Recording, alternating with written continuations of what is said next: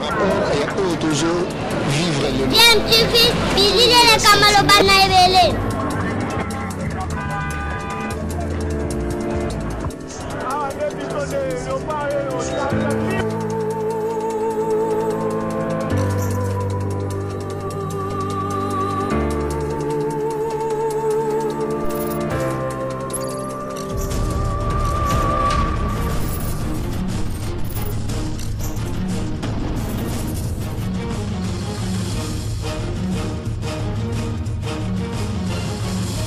DMTV toujours en avant. Alandi DMTV mbote nabino tozana esengo ya koyeba ke bose belé o boza kolanda biso na ngonga oyo DMTV chaîne YouTube nabino oyo et même la cabino actualité ba analyse fait sur sujet d'actualité ko aussi bien sur le plan politique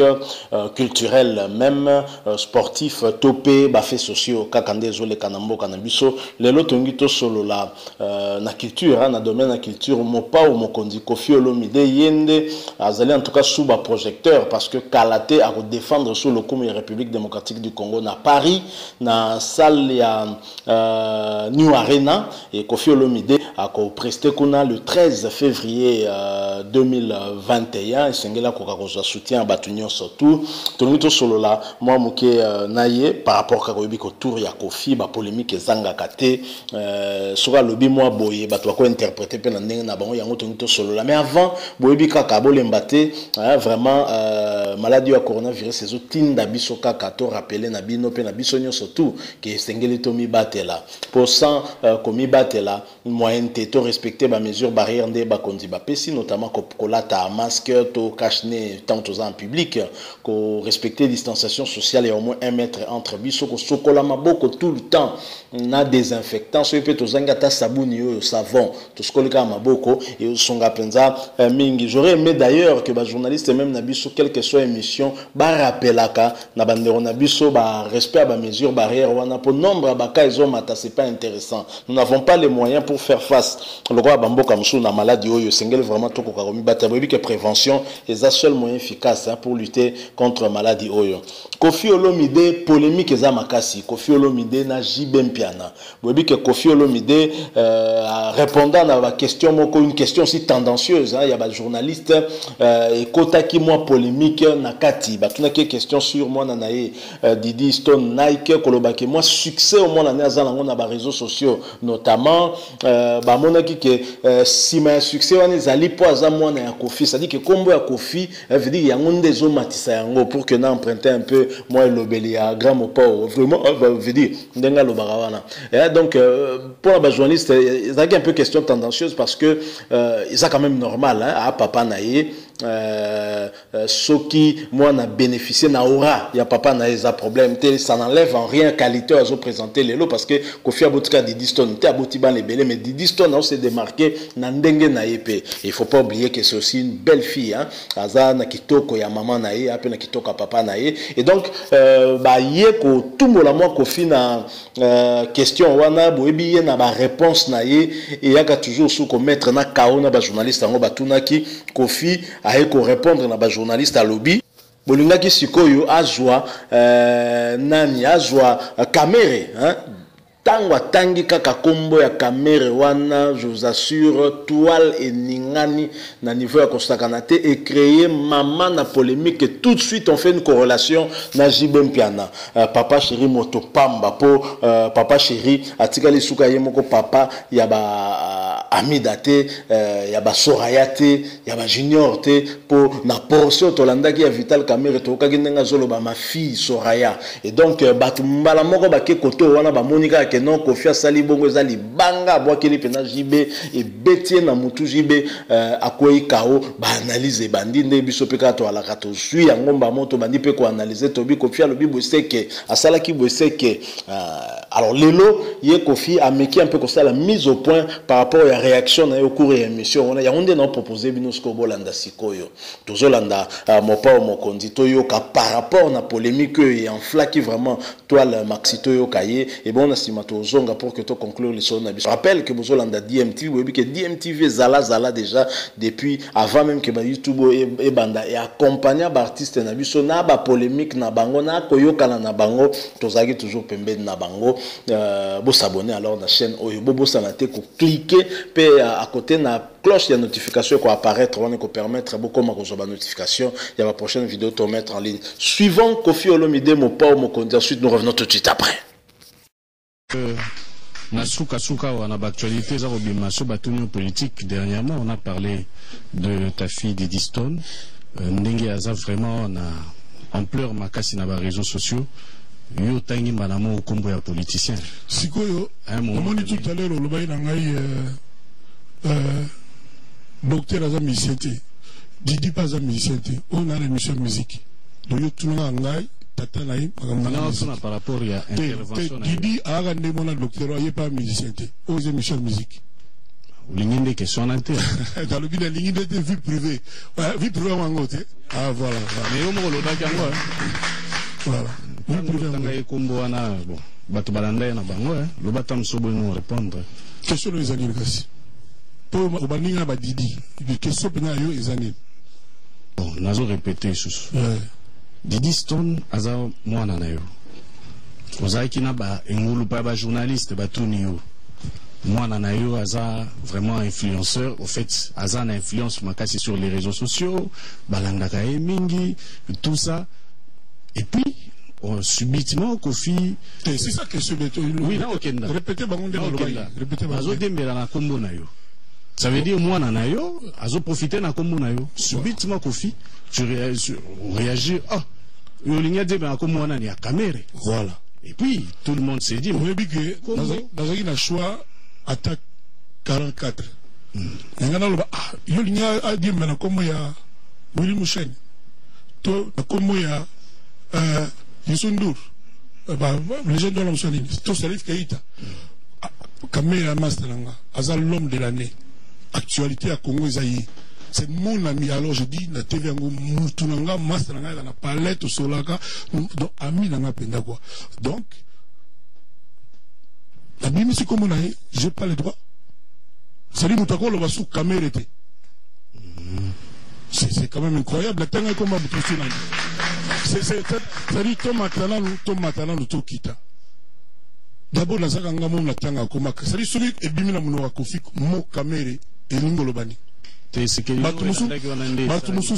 mususu bakolo ba caméra sauf Koffi c'est que les mois c'est vrai c'est que ça bon na c'est que il y a musicien Robert na yu arena na c'est que il y a congolais oyo ali regarder na c'est que il y a papa na Didi na c'est que il y a muto yo invité et c'est que langue salinini ezalini pour le baki caméra batu musu bakolo ba caméra oui ngai te mais ngai aza master na ngai voilà c'est tout si vous tendez le baki caméra na baksa ine non pour ce quitte après ce qui après ce que c'est gana baksa ine wana les banaliser bimi alors siko papa siko papa kufingange bandi lelo donc ça non et c'est ça langa nini bien voiture na beton lelo pa petit frère na beton ba po na beton le nom mon question tout na bien té ya mo na zo répondre le peboyi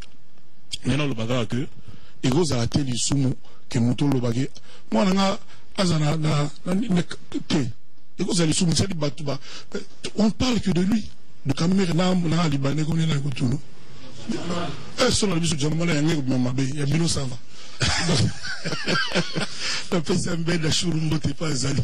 là au boss petit na ngai quoi donc tout cela qui to na quel contexte mususu oui oyo ça veut dire la rue parle les réseaux sociaux za Roloba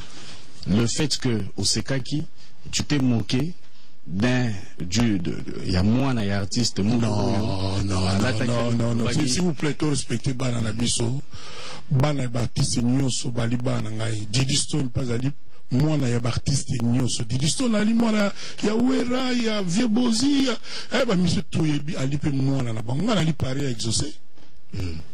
bana ya ba musicien tout en tant que corporation na biso ya musique bana na biso nga na ko jamais comment prendre na que nous c'est comment na sens du bana peine ndeni et ça a esprit mal tourné à certains bakena dikamboa tikule longo c'est comme quand même pour na sekaki quand on a baki tout tout na seki mais la très souriant la très gentil, j'aime beaucoup rigoler, j'aime le mot donc va faut baïba quand je parle nazata na idée à ma belle calculateur motu mon côté mais ça quand même question mon en français biaisé, c'est-à-dire un peu hein, alambiqué. Autour de papa et moi, moi, là, non, comme il y a des bosses au bout de la bosse, elle est comme ma maman, Sarah Iva. Ce que tu n'as papa, moi, nayo.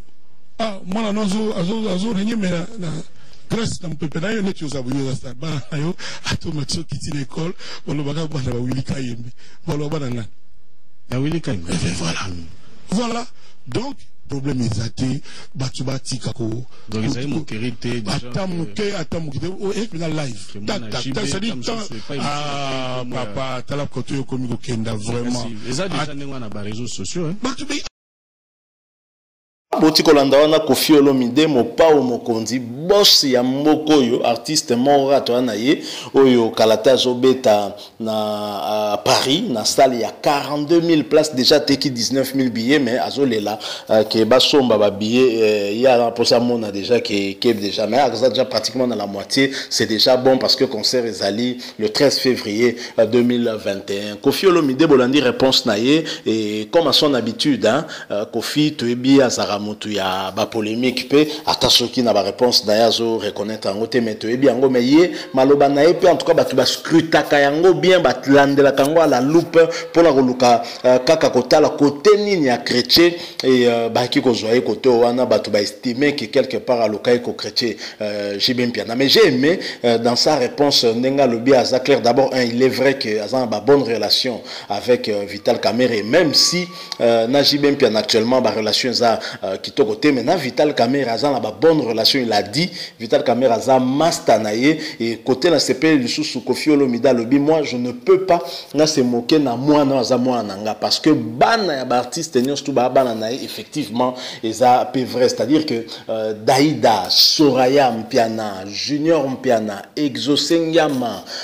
ozui bana ya Fali Ipupa wana ko bakoko na donc bana ya ba artiste nyos surtout baza bana ya Koffi Olomide de ce côté là na PC moi raison et c'est ngel pe na ba journaliste moko ato respecter pe ne fils kata ba famille ba artiste ango parce que so bango to respecter bango te to respecter ata ba famille ya ba artiste ango to tika bango en dehors ya ba polémique que ça les makawana parce que quelque part bas dans la famille et c'est ngel ba garder moi minimum ya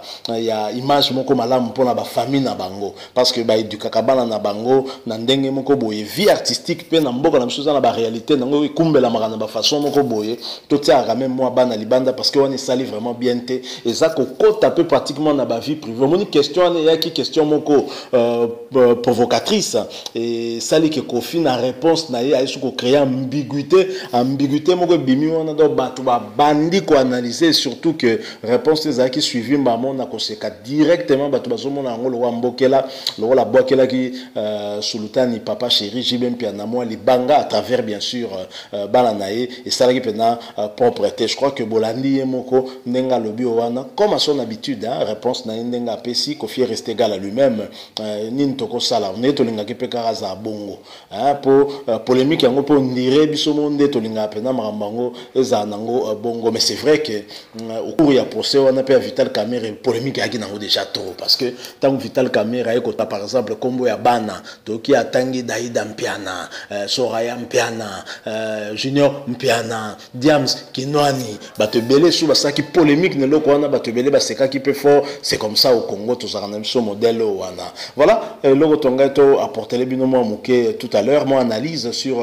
to ba mise au point au Koffi Olomide sali par rapport il y a polémique que ça qui créé quand akota qui na ba journaliste na réponse à ça qui a une question précise ne to partager on a bino so bo sepeli botiki la biso like ko zala bien bo commenter pe surtout yango nous aimons beaucoup vous lire mais surtout bo s'abonner na chaîne Nabino YouTube DMTV, vous cliquez pe na cloche et la notification juste à côté pour permettre à beaucoup de notification sur ma prochaine vidéo pour mettre en ligne pour Nabino. Coronavirus est ali Tommy Bat la bande de koto palanganate coronavirus est ali to respecter les mesures barrières pour prévention c'est ali seul moyen efficace pour lutter contre maladie oyo boebit Tommy Bat là vraiment. Tokutani prochainement DMTV et PCBino. Au revoir.